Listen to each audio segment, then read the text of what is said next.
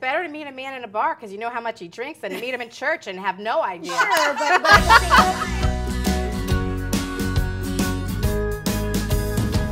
okay, ladies, the million-dollar question. Where should women go to meet great men? I love this question because women come to me as a dating coach and they say, you know, I don't need any coaching, but can you just tell me where I can find the good men?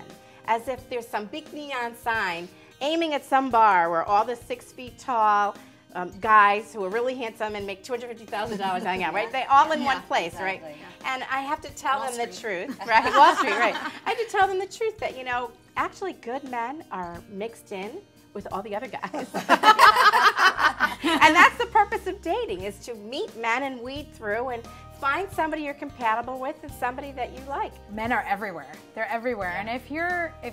And you do need coaching. Like if you're struggling with your love life, you need that, because if you aren't in a place where you can let love in, then you could be on the street, in the grocery store, at a bar, and there will be millions of men around you, but you're not going to really be open to that.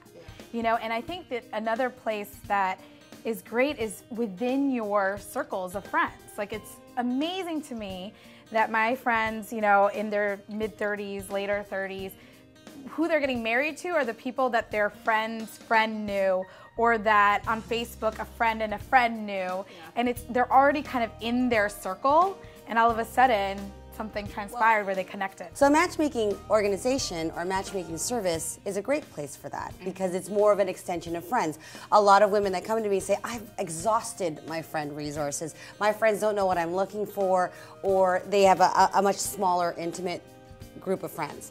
And so a matchmaking service would help to extend that friend base. And there are people that are going to them that are of that emotional mindset for a long-term relationship. Like, it's not where you go, but who are you when you're meeting these men? You know, are you open? Are you friendly? Are you approachable? Are you happy? Well, I do think the worst thing is to stay home and just be in your own head.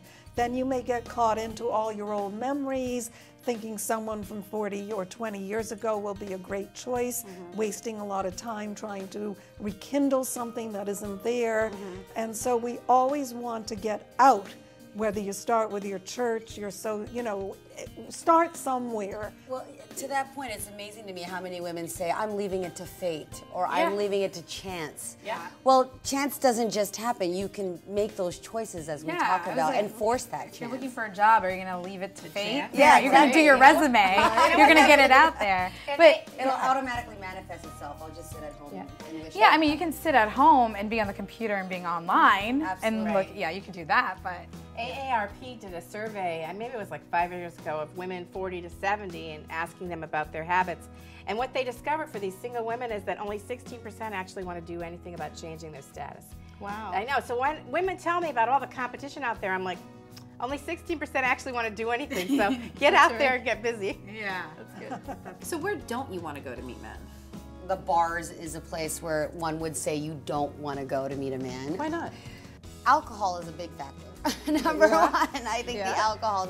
I have a friend who says better to meet a man in a bar because you know how much he drinks than to meet him in church and have no idea. Sure, but at the same time, if you knew me after 6 or 7 glasses of wine, you would have a different impression of me when that's also possible. I'm a mother and I'm a professional person, but a couple glasses of wine, I'm a table dancer. Right? So Somewhere you don't want to go is to someone who's really not available. Yeah. We're not How do you even, judge that? you know, we're forgetting about Somebody that. with a ring on. And it's a lot of women are so hungry, and somebody's husband or somebody's companion starts to look really good. Yeah. But I have my clients, like, I find that when they are in their bodies, like when they're dancing and they're enjoying themselves, and one of my clients said the other day, I was just feeling myself, you know, like like I was in my body. And immediately, like, a man will come up and be like, hey, and start up a conversation. You know, it doesn't have to be active. It just has to be that you're, like, in your glory, in your body, and feeling like who you are to attract that man in. That's yeah, there, and it sends out vibes all over the place. Yeah, and that goes to our point from the beginning that you could really meet a man anywhere. Well, I was going to say, if Yeah. someone caught you feeling yourself, I'd want to stop you too. Can I have your number? I was your reluctant on friends, saying that sentence, but I think it made absolutely. sense, hopefully. So you can meet men anywhere. They're all over the Absolutely. place. There's no neon sign for good men, right? And it's That's about your right. mindset and being open and available. And it's about picking men that are smart choices that Yes. are actually available. Yes. And then the world's your oyster. Exactly.